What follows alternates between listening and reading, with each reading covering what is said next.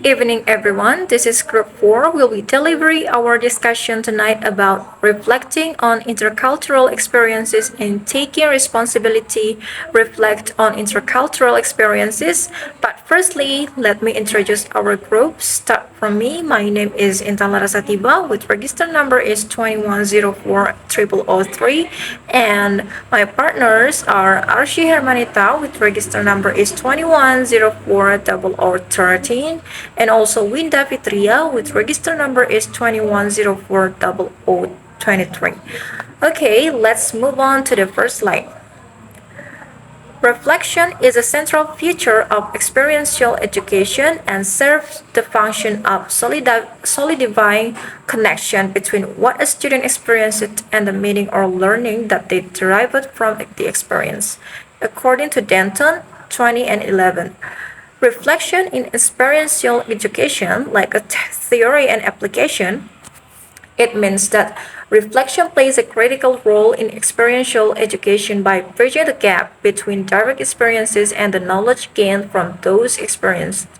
According to Denton, 2011, reflection is a central feature of experiential education, serving as a mechanism for students to solidify the connection between their experiences and the learning outcomes they derive from them.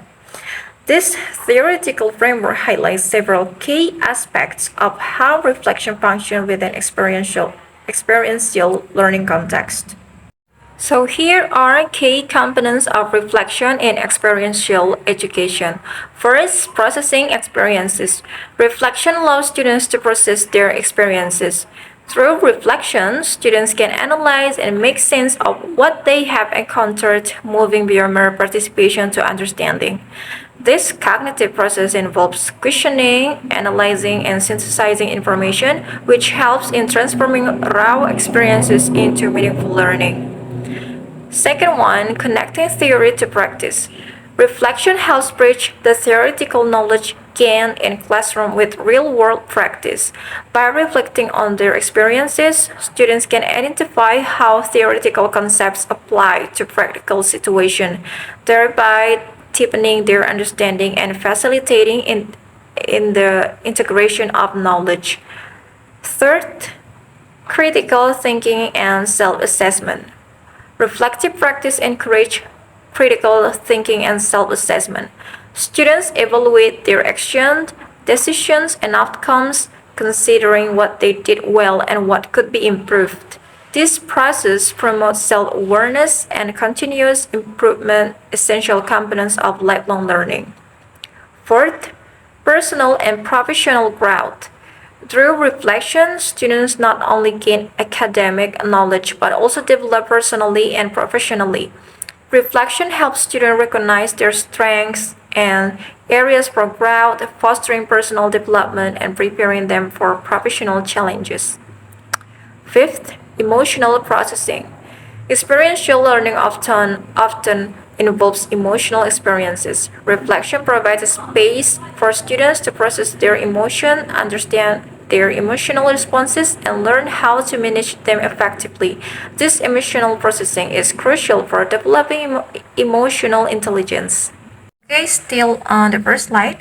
Practical application in educational settings, like first, journals and reflective essays.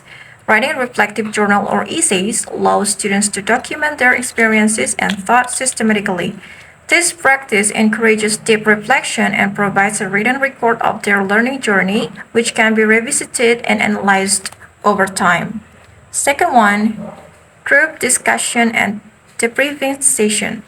Group discussion and debriefing sessions provide opportunities for students to share their experiences and reflection with peers and instructors. This collaborative reflection fosters a deeper understanding through diverse perspective and collective learning. Third, reflective questions and prompts. Instructor can use reflective questions and prompts to guide students' reflections. Questions like, what did you learn from this experience? Or how does this relate to what you have learned in class? And what would you do differently next time? Help structure the reflection process. Next, portfolios. creating portfolios that include reflection, artifacts from experiences, and evidence of learning allows students to compile and showcase their learning journey. Portfolios are useful for both self-assessment and external evaluation. Fifth, mentorship and coaching. Engaging with mentors of coach provides students with feedback and guidance on their reflective practices. Mentors can help students navigate their experiences, offering insights and encouraging deeper reflection. So, in summary, reflection is a foundational element of experiential education, essential for transforming experiences into meaningful learning. It enables students to connect practical experiences with academic knowledge, foster critical thinking, promotes personal and professional growth, and help process emotion. By integrating reflective practices into educational settings, instructors can enhance the learning outcome of experiential education, preparing students for success in both their personal and professional lives. Okay, let's move on to the next slide. First, reflection means different things to different people. Reflection as a concept is multifaceted and can be interpreted in various ways depending on the context and the individual. For some, reflection might mean introspection or self-examination, while for others, it could involve critical analysis of experiences or theoretical contemplation. This diversity in understanding highlights the subjective nature of reflection and its adaptability to different educational and professional settings. Second one, in higher education and in school of social work in particular, reflection has been embraced as a valuable tool to get students into the habit of constructing meaning from their intercultural experience. In higher education, reflection is recognized as a critical component of the learning process. It enables students to like first integrate theory and practice, such as students are encouraged to connect theoretical knowledge with practical experiences. For example, a nursing student might reflect on clinical experiences to understand how classroom theories apply to patient care. And the point B, develop critical thinking skill. It is through reflection, students learn to question assumptions, evaluate evidence, and consider multiple perspectives. This critical thinking process is essential for academic growth and intellectual development. And enhance self-awareness and personal growth, reflection helps students gain insights into their values, beliefs, and biases. By reflecting on their experiences, students can identify areas for personal development and set goals for self-improvement. And after that, foster lifelong learning, it is the habit of reflection cultivates a mindset of continuous learning. Students who regularly reflect on their experiences are more likely to seek out new knowledge and adapt to changing circumstances throughout their lives. And reflection in schools of social work, it is in social work education, reflection is particularly emphasized due to the nature of the profession, which involves working with diverse population and addressing complex social issues. Reflection in social work education serves several important purposes, such as first, understanding intercultural experiences. Social work students often engage with clients from various cultural backgrounds. Reflective practice helps students construct meaning from these intercultural experiences, fostering cultural competence and sensitivity. B. Ethical decision making. Social work involves making decisions that can significantly impact individuals and communities. Reflection allows students to critically examine ethical dilemmas and consider the implication of their actions. C. Professional development. Through reflection, social work students can identify their strengths and areas for improvement. This self-awareness is crucial for professional growth and effective practice in the field. The emotional resilience. Working in social work can be emotionally challenging. Reflective practices provide a space for students to process their emotions, develop coping strategies, and build resilience. Next, a practical application of reflection in higher education and social work can be first, reflective journals and logs. Students maintain journals or logs to document their experiences, thoughts, and feelings. This practice encourages regular reflection and helps students track their learning journey. Next, supervision and mentorships. Regular supervision and mentorship sessions provide opportunities for guide reflection. Experienced mentors can offer feedback and help students deepen their reflective practices. After that, there is a group discussion and peer feedback. Participating in group discussion and providing peer feedback allows students to share their reflection and learn from others. This collaborative approach enriches the reflective process by introducing diverse perspectives. Reflective essays and portfolios. Writing reflective essays and compiling portfolios encourages students to systematically reflect on their experiences and demonstrate their learning progress. These documents serve as valuable tools for assessment and self-evaluation. Next, there is also reflective practice workshop. Workshop focused on reflective practices provide students with structured opportunities to engage in reflection. These sessions often include activities such as a guided meditation, role playing, and case study analysis. Okay, we are going to the next slide. Reflection is introduced as a key tool in helping students learn from the myriads of contradiction in today's world and the infinite complexities that they face in the social domain. It is like reflection as a tool for navigating contradiction and complexities in the social domain. Reflection in the modern context. In today's world, students are constantly confronted with a myriad of contradictions and complexities. These contradictions can arise from various sources such as the cultural differences, conflicting values, ethical dilemmas, and social political dynamics. Additionally, the social domain presents infinite complexities due to rapid technological advancements, globalization, and evolving social norms. To navigate this intricate landscape, reflection is introduced as a key educational tool, enabling students to make sense of their experiences and develop a nuanced understanding of the world around them. And then addressing contradiction through reflection, such as first, cultural contradictions. Students often encounter diverse cultural perspectives that may conflict with their own beliefs and practices. Reflection helps them appreciate these differences, understand the underlying reasons, and develop cultural competence. By reflecting on intercultural interactions, students can reconcile these contradictions and learn to navigate multicultural environments effectively. Ethical dilemmas. Ethical dilemmas are a common feature of professional and personal life. Reflection allows students to critically examine these dilemmas with different ethical principles and consider the consequence of various actions. This process fosters ethical reasoning and supports the development of a personal moral framework. Next, there is also a conflicting values and beliefs.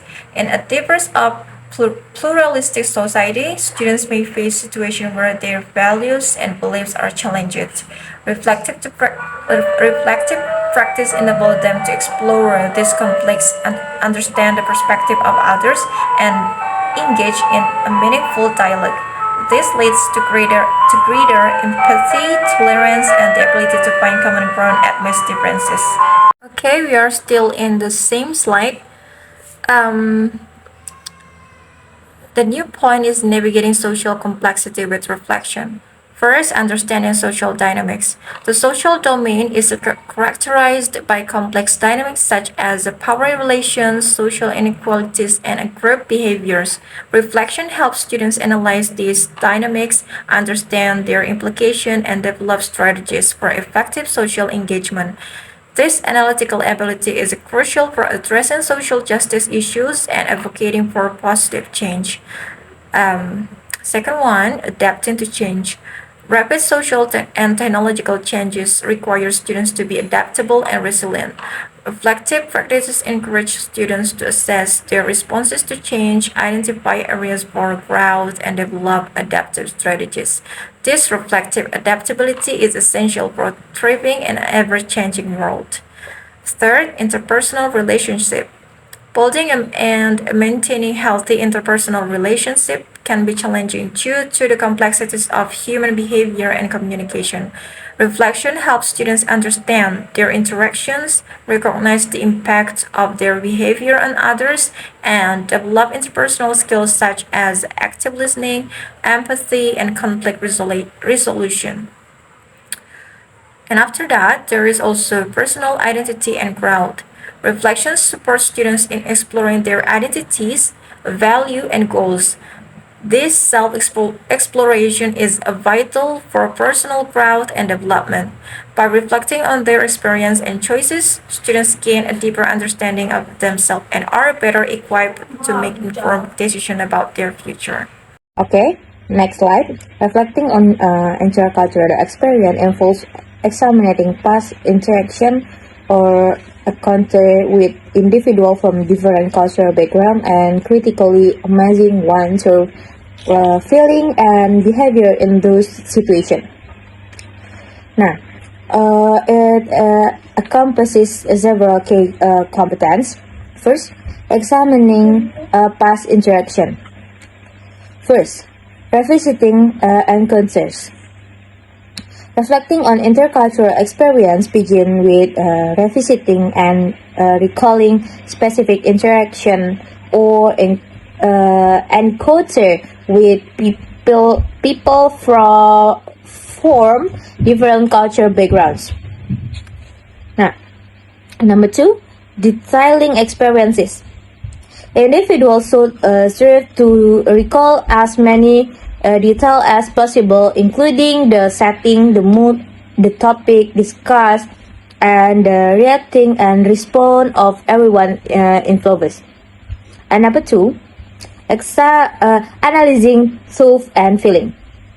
First, identify initial reaction. Reflecting on one's initial thought and feeling during the interaction is crucial. What were your immediate emotional response? Were you excited, surprised, and confused? And next, exploring deeper emotion. Beyond initial reaction, it's important to delve into the deeper emotions and truth that emerge. And number three, evaluating behavior. Assessing action, reflecting on one's behavior involves evaluating how are acted during the interaction. How did you communicate?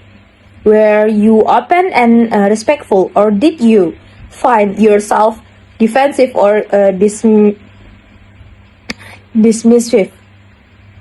Number four, learning from the experience.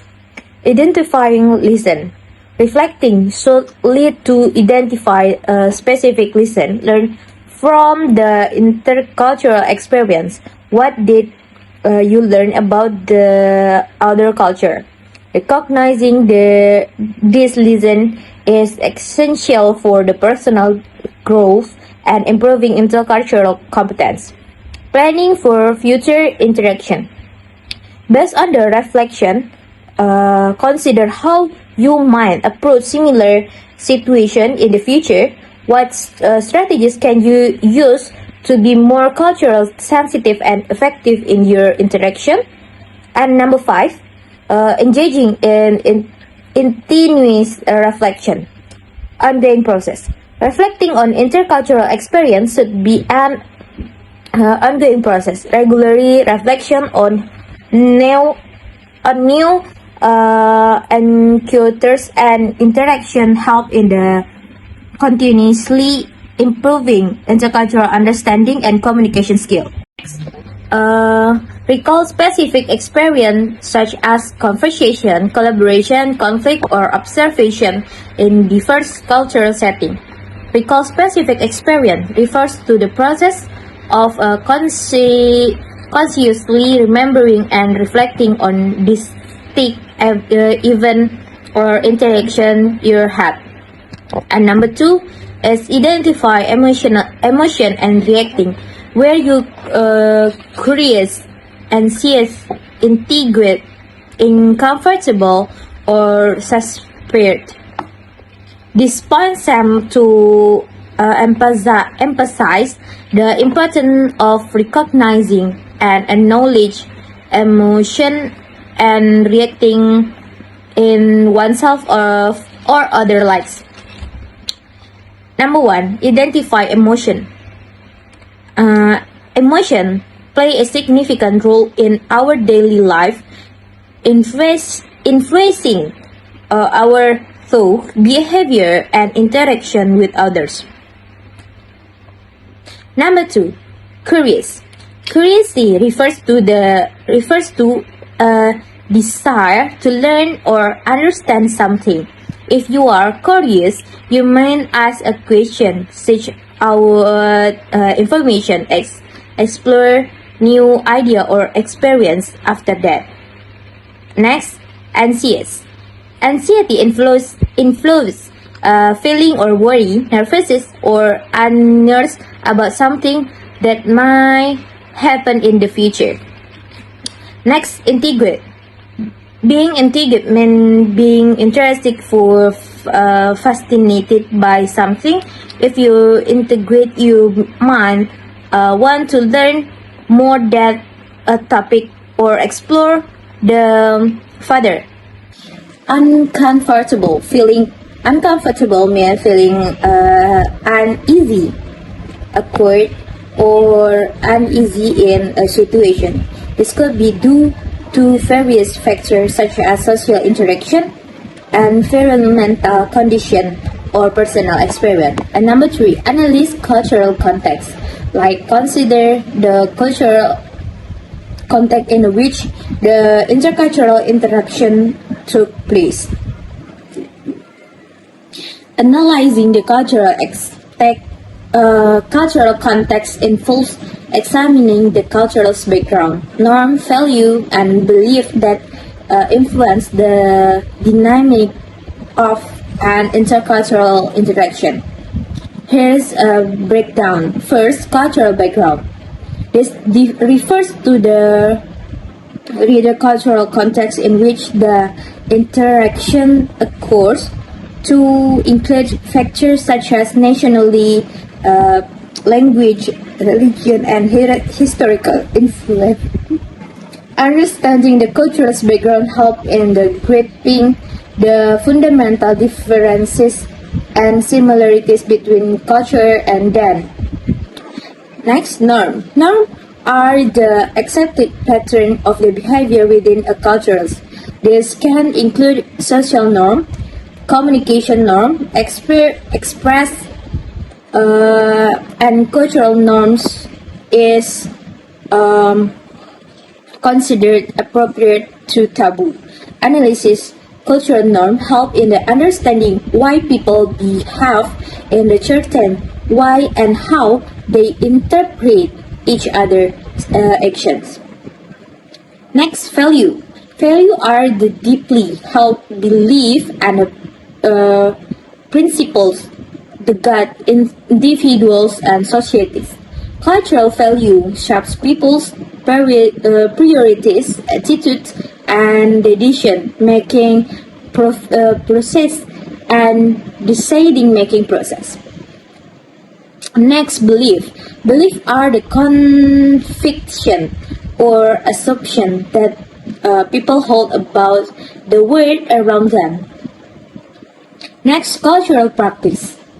Cultural practice and compare ritual, tradition, custom, and ceremonies that are integral to the culture's identity. Next, cultural communication style. Communication style vary across culture and can significantly impact intercultural interaction. Some culture may value direct communication, while others may favor indirect communication or really having on nonverbal cues. Analyzing cultural communication style have been interpreting verbal and nonverbal signal accurately. First, recall specific experience such as conversation, collaboration, conflict, and observation. Next, first, consider bias and assumption such as how did this disease influence your perfection and behavior. This point probes reflection on bias and assumption that might affect perfection and behavior in various situations. Influence on perfection. Yes, an assumption can distort our perception or reality by filtering information in ways that align with our preconceived notion. For example, if someone holds a negative bias toward a particular ethnic group, they might interpret the action of an individual from that group in a more negative light. And number two, evaluate communication effectiveness, such as did you communicate clearly and respectfully, where the misunderstanding or misinterpretation. Despite emphasizing the importance of the assessing the effectiveness of communication in terms of clarity, respectfulness, and present of the misunderstanding or misinterpretation. Let's it to first communicate clearly. Clearly communicate improve conveying information in a way that is easy to understand and free from ambiguity. Next, respectfully. Respectful communication improve treating others with dignity, empathy, and considerate. Thank you. Next slide is first seek alternative perspectives such as how might someone from other culture have perceived the interaction, what cultural factors might have influenced their behavior. This point emphasizes the importance of seeking alternative perspective by considering how individuals from different cultures might have perceived a particular interaction. First, understanding different cultural perceptions. Different cultures may interpret the same interaction in various ways due to the difference in the values, norms, communication styles, and worldview. Seeking alternative perspective involves putting oneself in the shoes of someone from another culture and trying to understand how they might have perceived the interaction. Second one, culture influences on behavior. Cultural factors plays as a significant role in shaping individuals' behaviors and responses in social interactions. These factors can include cultural norms, values, beliefs, communication style, and social hierarchies. By considering cultural influences on behavior, one can gain insight into why people from different cultures may react differently in similar situations. Third, empathy and cultural sensitivity. Seeking alternative perspective requires empathy and cultural sensitivity. It involves recognizing that one's own cultural perspective is not the only valid one and being open to understanding and respecting cultural differences. By empathizing with individuals from different cultures, one can bridge cultural gaps and foster more effective communication and understanding. Fourth, cultural relativism. This approach acknowledges that cultural norms and values are relative and context dependent rather than universal truths. What may be considered appropriate or acceptable in one culture may be perceived differently in another culture. By considering alternative perspective, individuals can challenge ethnocentric viewpoints and adopt a more nuanced understanding of cultural diversity. Second one, identify learning opportunities such as what insight did you gain about other culture? What aspect of your own cultural identity and communication style did you become more aware of? This point suggests recognizing learning opportunities by reflecting on what you've learned about another culture and how it contrasts with your own like first insights about other cultures. This part urges you to think about what you've learned or observed about a different culture during an interaction. It could be anything from their custom and tradition to their values and beliefs. By identifying these insights, you can broaden your understanding of other cultures and appreciate their diversity. Next, awareness of your own cultural identity. Reflecting on the interaction, consider what aspect of your own cultural background and communication style become more apparent to you. This might include recognizing your own cultural norms, values, and communication habits that you may have taken for granted before. Becoming aware of these aspects help you understand how your cultural identity shapes your interaction with others. The last one is recognize areas for growth such as are there specific cultural knowledge, communication strategies, or attitudes you would like to develop further? It means recognizing areas for growth means acknowledging areas where you can improve in understanding and interacting with different cultures. This could involve wanting to learn more about specific cultural customs, improving communication skills across cultural boundaries, or adopting more open and accepting attitudes toward cultural diversity. It's about identifying areas where you want to expand your knowledge, skills, and attitude to become more effective in intercultural interaction. Next, the first point is plan future interactions such as how can you approach similar situation with greater empathy, cultural sensitivity, and open-mindedness. Plan future interactions simply means thinking ahead about how you can handle similar situation in the future with more empathy, cultural sensitivity, and open-minded. Here is a simple breakdown. First, reflect on past experiences. Think about similar situations you've encountered in the past and consider how you responded. Reflect on whether your actions were empathetic, culturally sensitive, and open-minded. Next, identify areas for improvement. Determine areas where you could have shown more understanding or consideration for others' perspective based on their cultural backgrounds. Third, develop strategies. Come up with strategies or approaches that will help you respond more effectively in similar situations in the future. This might involve learning more about different culture, practicing active listening, or considering alternative viewpoints before reacting. Fourth, practice empathy and open-mindedness. Make a conscious effort to approach future interaction with empathy, putting yourself in the other person's shoes and considering their feelings and perspective. Stay open-minded and willing to learn from others even if their viewpoints differ from your own. Second one, take responsibility such as take responsibility for your action and behavior during intercultural encounters. This point simply means owning up to your action and behaviors when interacting with people from different culture. It's about recognizing that your words and action can impact others and being accountable for how to behave in the intercultural situation. Imagine you're in a conversation with someone from a different cultural background. Taking responsibility means acknowledging if you say something that might unintentionally offend them or if you act in a way that doesn't align with their cultural norms. It's about being aware of the impact of your behavior and making effort to communicate respectfully and effectively across cultural differences.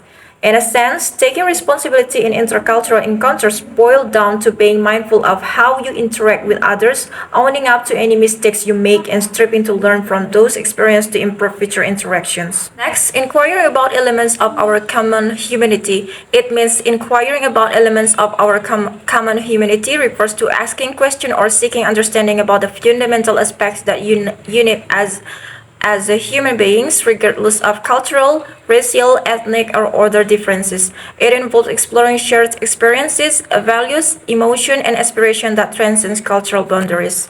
Second one, employ strategy that allow for all to reflect and share thinking in differentiated ways. Like first, employ strategies. This means actively using or implementing different techniques or methods to achieve a particular goal. In this case, the goal is to facilitate reflection and sharing our thoughts. And then allow for all to reflect and share thinking. This emphasizes the importance of creating an inclusive environment where everyone feels comfortable expressing their thoughts and ideas. It's about ensuring that every participant has the opportunity to reflect on the topic at hand and share their perspective. After that, in differentiated ways, this part emphasized the need for flexibility and customization in how reflection and sharing are facilitated. Differentiated instruction means tailoring the approach to meet the diverse needs and preferences of individuals.